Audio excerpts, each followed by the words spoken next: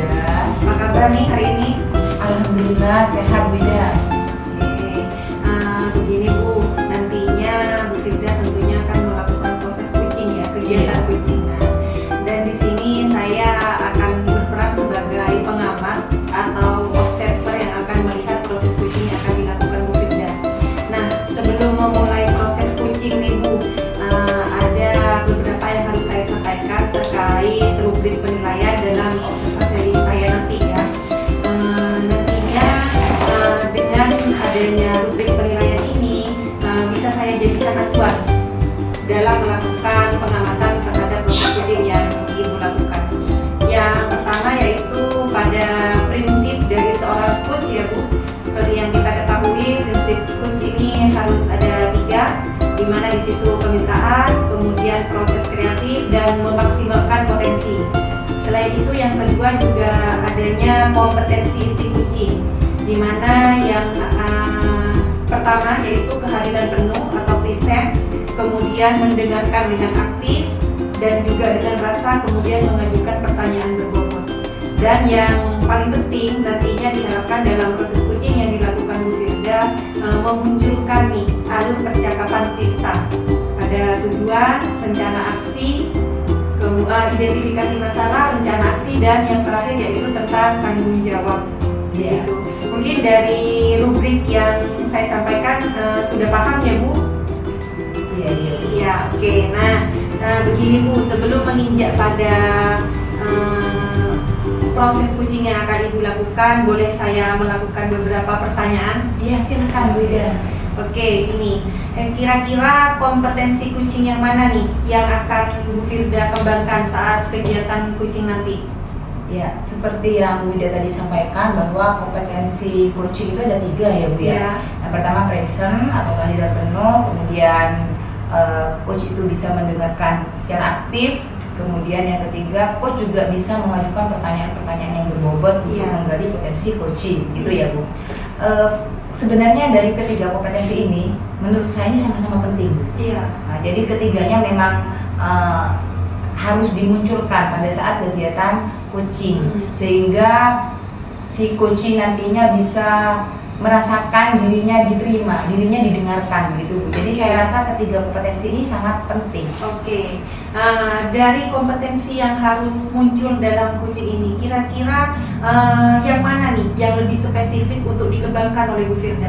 Menurut saya dari ketiga ini yang mengajukan pertanyaan berbobot, karena di sana dengan mengajukan pertanyaan berbobot nanti si coach ini akan terpancing untuk bisa menyelesaikan masalahnya sendiri, karena sebenarnya yang tahu kondisinya itu adalah si coach ini, si yang punya masalah tentang lingkungannya, tentang keadaan sekitarnya si coach. Jadi sebenarnya yang paling berpotensi untuk mencari solusi adalah si coach ini. Jadi nanti saya akan mencoba memberikan pertanyaan-pertanyaan yang berbobot terkait masalahnya kepada si coach gitu. Oke, berarti yang lebih spesifik begitu ya Bu, kompetensi dalam memberikan pertanyaan berbobot. Ya, bagus sekali itu, karena dengan pertanyaan berbobot yang kita ajukan pada Kuci, nantinya Kuci bisa memunculkan nih potensi atau ide-ide baru yang untuk mengatasi permasalahannya sendiri, begitu ya Bu. Nah, dari apa yang ingin dikembangkan oleh Bu Firda, kira-kira pada sekarang ini jika kita berikan skala dari 0 sampai 10, kira-kira skala berapa nih kompetensi yang ingin dikembangkan Bu Firda tadi? Kalau bisa itu saya inginnya dapat nilai 10 Bu. Jadi saya bisa menggali potensinya secara maksimal semampu saya begitu. Kalau keinginannya itu 10 Bu. 10. Iya. Kalau untuk sekarang ini kira-kira ada di skala berapa itu? Mungkin antara 70-80 sekarang. Jadi nanti saya ingin mencoba untuk agar dapat nilai 10 begitu. Oke, berarti sekarang ini kira-kira nilainya skalanya dari 7 atau 8 gitu ya. Ditingkatkan lagi ke 10. Oke, semoga berhasil ya Ibu. Nah, perihal indikator ketercapaian Ibu, kira-kira indikator ketercapaian yang bagaimana nih yang ingin Bu Firda tuju dari proses coaching yang akan dilaksanakan nanti? Saya berharapnya nanti si coach ini bisa menemukan masalahnya, kemudian mencari solusi dari masalahnya, kemudian bisa melaksanakan solusi tersebut dengan konsisten, sehingga apa yang diinginkan itu bisa terwujud, bisa tercapai gitu. Oke. Nah, terima kasih ya Bu Firda untuk sudah bersedia menjawab pertanyaan saya tadi. Mungkin saya akan memberikan waktu kepada Bu Firda untuk melakukan proses coaching yang akan dilakukan, dan semoga berjalan dengan lancar, dan semoga juga indikator ketercapaian yang ingin dituju bisa dicapai Bu Firda. Terima kasih Bu Firda. Baik Bu Ida. Assalamualaikum Pak Supri. Waalaikumsalam Bu Firda. Selamat pagi. Pagi. Gimana nih kabarnya Pak Supri pagi ini Pak? Alhamdulillah sehat Bu. Kabarnya Bu Firda? Alhamdulillah Pak, saya juga sehat. Tetap semangat ya Pak ya. Siap Bu. Oke, makasih ya Pak Supri. Pagi ini sudah meluangkan waktunya sekitar 10 sampai 15 menit saja Pak. Saya Siap Bu. pengen mendengarkan cerita Pak Supri, keluh kesah Pak Supri pada pagi hari ini. Siap Bu. Mudah-mudahan Bu Firda juga bisa memberikan motivasi baru kepada saya. Karena pada saat ini saya menemui Ibu itu ingin menyampaikan sesuatu yang menjadi kendala di pemikiran saya. Oke, iya Pak. Jadi Pak Supri sekarang sepertinya ada kendala ya Pak ya? Iya. Di pikirannya Pak Supri itu ya Pak ya. Karena kegiatan kita pagi ini tidak lama Pak ya, kira-kira Pak Supri menginginkan percakapan kita pagi ini tujuannya mau apa tuh Pak? Yang pasti Bu, saya ingin menyampaikan keluhan di pembelajaran saya. Terus yang kedua saya ingin menemukan solusi yang terbaik. Bagaimana ketika ada masalah itu, saya tidak rasanya ingin menemukan solusi biar tercerahkan dengan kegiatan ini. Saya mendapatkan motivasi baru, tercerahkan, sehingga saya itu tidak salah jalan dalam memberikan atau memetakan tindakan-tindakan yang akan saya. Jadi Pak Supri itu pengen ada solusi, pengen mendapat pencerahan ya Pak ya, dari percakapan kita pagi ini ya Pak ya. Memang ada masalah apa tuh Pak? Begini Bu, di kelas saya, menurut saya itu karakternya itu luar biasa. Saya katakan luar biasa. Ya, anak ini yang pasti Bu suka berkata-kata kasar pada semua guru mapel, sehingga semua guru mapel itu mengeluhkan anak ini. Yang kedua, anak ini pasti dalam tiap harinya pasti membuat temannya itu ada yang nangis, entah satu atau dua orang. Ini yang saya buat, saya pusing Bu, sehingga kadang-kadang ketika pembelajaran saya ngajar materi, ini terganggu dengan anak yang satu ini. Gitu. Jadi karakternya kurang baik, tidak terpuji begitu ya? Iya betul. Bukan karakter mulia ya Pak ya? Bukan. Yang diharapkan oleh guru itu karakter yang mulia begitu ya Pak ya? Suka berkata kasar, suka pokoknya kata-kata yang kasar nggak enak lah. Nggak patut seorang anak SD memiliki karakter seperti itu. Jadi berkata-kata kasar kepada gurunya juga seperti itu ya Pak ya? Kepada teman-temannya juga. Kepada temannya juga membuli seperti begitu ya Pak ya? Kalau kepada temannya ya? Bahkan saya sempat dibilang Pak Supri anjir kan? Wow. Bilang anjir seperti ini. Saya sempat emosi, tapi saya berusaha untuk meredam. Saya meredam lah Bu, gimana biar saya itu. Penyebabnya apa ya Pak ya? Kok bisa anak itu bisa sampai mempunyai karakter yang sama guru pun itu berani berkata kasar, berkata ya itu tadi seperti yang Pak Supri sampaikan. Saya dan anak-anak yang bergaul dengan dia Bu, dengan si anak ini kekurangan kasih sayang. Yang kedua, bapak dan ibunya itu kerja sampai sore Bu. Satunya ya di pemerintahan, satunya juga sama-sama di pemerintahan tapi di utama. Saya nggak usah menyebutkan namanya Bu. Sehingga ya karakter keras itu muncul. Ada main tangan Bu, bukan hanya kata-kata yang kasar, tapi tangannya juga bergerak, sehingga temannya itu ya pasti kalau kena pukul, pasti kan namanya SD kan nangis, membuat keributan. Merugikan temannya gitu ya Pak, dengan karakternya yang tidak terpuji itu merugikan temannya ya Pak ya. Penyebabnya menurut identifikasinya Pak Supri itu berdasarkan informasi dari temannya begitu Pak? Ini dari temannya, dari apa yang saya amati. Kalau saya lengah mengamati anak tersebut, itu tangannya pasti kena sama temannya Bu. Karena kurangnya kasih sayang. Betul, kalau saya melihatnya kurang kasih sayang, kurang perhatian, sehingga anak ini agak liar. Terus kata-kata kotor itu seperti yang Pak Supri tadi contohkan gitu ya Pak ya? Nah, itu dapat dari mana ya Pak ya, anak itu ya? Kok bisa Yang keluar kata-kata pasti, itu gitu Pak? yang Karena saya- yang dicontoh biasanya Pak. Yang satu saya yakin ini pasti dari pergaulan. Ketika di rumah, di lingkungan rumahnya, mungkin karena di perumahan, sehingga dengan anak perumahan itu yang bergaul dengan anak-anak yang kurang baik, sehingga secara tidak langsung terkontaminasi dengan pergaulan lingkungan di sekitar rumahnya. Yang kedua, dengan adanya HP, fasilitas HP yang luar biasa, kan orang tuanya sibuk, sehingga anak ini dengan banyak permainan HP itu secara tidak langsung dia terpengaruh dengan kata-kata yang ada di HP, dengan TikTok, apa itu gitu kan bahasa-bahasanya ya, itu bahasa-bahasa seperti tadi itu bilang anjir apa, itu kan bahasa-bahasa dari gadget ya.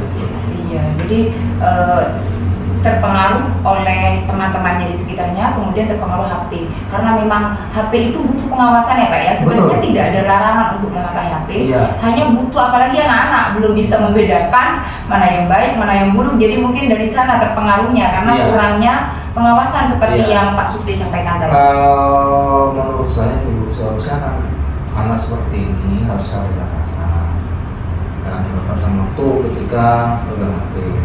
Mana saya coba mengamati kan harusnya ada batasan waktu itu berapa jam yang harus dilakukan. Kalau pulang sekolah lebih banyak pegang HP-nya kan otomatis dia terpengaruh, otaknya kan di bawah yang sadarnya kan terbangun bahwa bahasa-bahasa seperti itu kan terserap secara sendiri. Iya betul Pak, luar biasa Pak Supri penanganannya. Kemudian seandainya ya Pak ya, nilai terpuji itu saya ingin tahu sejauh apa karakter guru itu yang ada pada diri siswanya Pak Supri itu. Misalnya sekarang karakter muda itu nilainya 100 ya Pak ya. Saat ini siswanya Bapak itu dengan karakternya yang seperti itu dapat nilai berapa Pak? Ada di posisi berapa Pak? Saya katakan nilainya 50, sangat jelek sekali 50. Karena kata-kata kasarnya itu wah, jadi bahasa-bahasa bilang anjing, anjir atau yang pelajaran itu seperti kalau orang Madura itu bahkan bilang mamana gitu, apesoan gitu. Iya, Kalau memang bahasa sudah Madura dibawa itu di luar itu. Iya, di luar memang memang perlu penanganan khusus itu ya Pak ya. Betul. Makanya itu saya dengan maksud ingin curhat kepada ibu itu saya ingin kira-kira apa yang akan saya lakukan. Kadang-kadang saya akan membutuhkan orang lain bisa membantu saya gitu. Iya, dengan nilai 50 itu Pak pastinya ingin ditingkatkan ya Pak ya. Betul. Ditingkatkan ke nilai berapa dulu tuh Pak? Kira-kira Saya secara ingin berusaha secara tidak langsung dari 50 itu ke 80. Nanti dari 80 kan bertahap. Iya Step by step gitu ya. Jadi tidak langsung harus ke 10 tapi atau 100. Dari 50 ini saya targetnya ke 70 ke 80. Setelah itu kalau ada perubahan nanti akan kita tingkatkan sampai nilai 100. Iya Pak, luar biasa. Jadi sedikit demi sedikit biar tidak kaget maksudnya si anak tersebut ya Pak ya. Kan untuk merubah karakter itu perlu pembiasaan dulu ya Pak ya. Tidak bisa langsung sekaligus anak itu bisa berubah dari kebiasaan-kebiasaan yang sering dialami anak ini, seperti pulangnya orang tua, kemudian pengaruh lingkungan yang jelek. Untuk meningkatkan nilainya, untuk memperbaiki karakternya, apa yang harus dilakukan kita begitu Pak? Yang harus dilakukan guru untuk mengawal anak ini Pak? Yang pasti Bu, dalam rencana saya yang akan saya lakukan itu saya akan memberikan perhatian penuh pada anak ini. Karena ketika ada di sekolah maka anak ini menjadi tanggung jawab saya sekarang. Menjadi tanggung jawab penuh saya ketika ada di sekolah. Yang kedua, saya akan melakukan kunjungan pada kedua orang anak ini dulu, sehingga saya bisa menjalin komunikasi dan kerjasama atau bahasanya kolaborasi antara sekolah atau antara wali kelas dengan orang tua ketika di rumah, sehingga ada batasan-batasan yang harus atau kesepakatan yang harus dilakukan oleh anak ini ketika ada di rumah, terutama seperti tadi itu ada batasan jatah waktu ketika bermain HP, jadi tidak dilepas begitu saja. Yang kedua, fasilitas lain itu perlu dikurangi sehingga anak ini tidak terlalu terlalu kasar. Terus mungkin sama-sama memantau ketika ada di rumah, terutama pergaulannya ketika di rumah. Kalau hanya orang tuanya nanti hanya tidak peduli terhadap pergaulannya, saya khawatir nanti anak ini akan terjerumus kepada hal-hal yang negatif. Paling tidak kalau ada pengawasan dari orang tua, maka ada kantor atau yang mengerim kegiatan pergaulan ketika di lingkungan rumah. Luar biasa ya Pak Supri ya, karena memang guru itu tidak bisa berjuang sendiri karena batas kebersamaan seorang guru dengan siswanya hanya dari jam 6 lah paling pagi sampai jam 1 paling siang gitu ya Pak. Dan sisa waktu itu butuh orang tua juga, peran orang tua untuk mengawasi anak gitu. Tapi ke sekolah udah boleh bawa HP ya Pak ya? Nggak boleh. Siswa tersebut Pak? Semuanya juga begitu ya? Iya, semuanya. Jadi kalau di jam sekolah HP aman ya Pak ya? Aman. Kalau teman-teman sekitarnya kira-kira nggak ada yang mempengaruhi untuk berkata kasar gitu Pak? Cuma anak tersebut ya Pak ya? Cuma anak tersebut tuh yang luar biasa. Jadi lingkungan rumah berarti ya Pak ya? Bukan lingkungan sekolah ya Pak ya? Bukan. Di sekolah aman justru dia yang sekolah aman Bu. Iya, jadi berdasarkan tadi ceritanya Pak Supri, jadi anak tersebut butuh yang namanya perhatian baik di sekolah maupun di rumah begitu ya Pak ya. Kalau di sekolah yang pastinya perhatian dari guru, kemudian di rumah orang tua, jadi butuh kolaborasi, butuh koordinasi antara pihak sekolah dengan pihak keluarga begitu ya Pak ya. Selain perhatian dari orang tua, kemudian dari guru juga, adakah Pak faktor lain yang bisa merubah sikap anak tersebut menjadi berkarakter lebih mulia begitu Pak? Bisa saja Bu, mungkin saya perlu, makanya kalau kedepannya saya ingin melihat dulu dari kunjungan orang tua, melakukan kunjungan itu kira-kira nanti titik permasalahannya itu di mana? Apakah anak ini sudah tertangani di keluarga atau bagaimana? Atau kalau tidak, saya akan mengarahkan kepada hal-hal yang lebih agamis, misalkan koordinasi dengan guru, aturannya, guru ngajinya, sehingga ketika dengan diberikan pemahaman agama dari guru ngajinya itu secara tidak langsung anak ini akan tersentuh, barangkali tersentuh hatinya. Jadi banyak faktor sih saya lihat. Iya, jadi untuk ada bentuk perhatian lain nanti menunggu setelah Pak Supri melakukan kunjungan ke rumah ya Pak ya, menanyakan karakter anak ini di rumah bagaimana, apakah sama dengan di sekolah atau bagaimana begitu ya Pak ya. Oke, kira-kira kapan Pak Supri kalau perhatian dari guru pastinya sejak kapan nih Pak dilakukan Pak? Kalau memang itu menjadi agenda saya kan secepatnya Bu. Kalau bisa hari ini saya minta konsultasi dengan Bu Firda, saya pinginnya besok karena agenda ini atau rangkaian seperti ini sudah saya ada di konsep saya. Cuma saya kadang-kadang ragu karena memang yang saya akan lakukan Bu. Iya betul Pak, karena memang kadang satu kelas itu baik, satu yang tidak baik itu bisa berpengaruh ya Pak ya. Betul. Seperti pepatah mengatakan susu sebelah rusak karena setitik tinta begitu ya Pak. Betul. Jadi perlu harus segera ditangani ya Pak ya. Oke, kalau kunjungan ke orang tua kira-kira kapan Pak Supri mau melakukan kunjungan ke rumahnya orang tua? Yang pasti dalam minggu ini Bu. Soal dalam minggu ini. Oke Pak ya. Jadi minggu ini dilakukan kunjungan ke rumah anak ini. Betul. Kemudian setelah itu saya ingin ketemu Bapak lagi, ini tahu gitu Pak, apa sih Pak permasalahan di rumahnya, samakah dengan indikasi yang Bapak asumsikan tadi yang sudah diceritakan, samakah dengan asumsi Bapak gitu loh, kalau pengaruh lingkungan atau yang lainnya. Jadi saya ingin ketemu Bapak minggu depan, bisa ya Pak ya? Sangat saya tunggu. Saya ingin mendengar kembali hasil dari Bapak melakukan kunjungan ke rumah orang tua ini. Iya. Semoga nanti ada perubahan positif ya Pak ya buat siswa Bapak, sehingga siswa Bapak semuanya nanti akan menjadi anak-anak yang berkarakter mulia dan menjadi kebanggaan kita semua, begitu ya Pak ya? Iya, amin. Makasih waktunya ya Pak ya. Kita jumpa lagi minggu depan loh Pak ya. Seru ini ceritanya Pak. Siap. Mari Pak. Mari. Gimana tadi proses coachingnya? Alhamdulillah Wida, berjalan lancar sesuai dengan tujuan coaching. Tadi sudah didapatkan ide-ide dari coaching itu sendiri. Saya hanya menggali potensinya melalui pertanyaan-pertanyaan. Jadi nanti diharapkan ide-ide yang sudah didapatkan dari hasil coaching tadi bisa segera diterapkan oleh coaching, oleh Pak Supri, dan hasilnya nanti diharapkan bisa segera terlihat begitu. Jadi anak tersebut tadi kan seru ya Bu Ida ya. Saya melihatnya juga tadi seru nih Bu. Gini Bu, dari proses kucing yang sudah Bu Firda lakukan nih, apa nih yang sudah Bu Firda lakukan dalam proses kucingnya itu sehingga indikator ketercapaian itu nampak terlihat dan tercapai begitu Bu Firda? Saya mencoba memunculkan alutilta pada kegiatan kucing tadi. Di awal saya menanyakan tujuan, apa sih tujuannya kita melakukan percakapan ini, Pak Supri. Saya tanyakan seperti itu, dan Pak Supri sudah menyampaikan bahwa dia punya unek-unek salah satu siswanya punya karakter yang kurang baik, dia ingin memperbaiki karakter tersebut begitu Bu Ida. Kemudian tadi juga Pak Supri menceritakan panjang lebar penyebabnya, dan akhirnya bisa ditemukan juga idenya, ide solusi untuk menyelesaikan masalah tersebut dengan beberapa rencana yang nantinya akan dilakukan oleh Pak Supri begitu Bu Ida. Sehingga nanti diharapkan apa yang menjadi tujuan Kuci tadi nanti bisa terwujud. Iya begitu, betul sekali ya Ibu.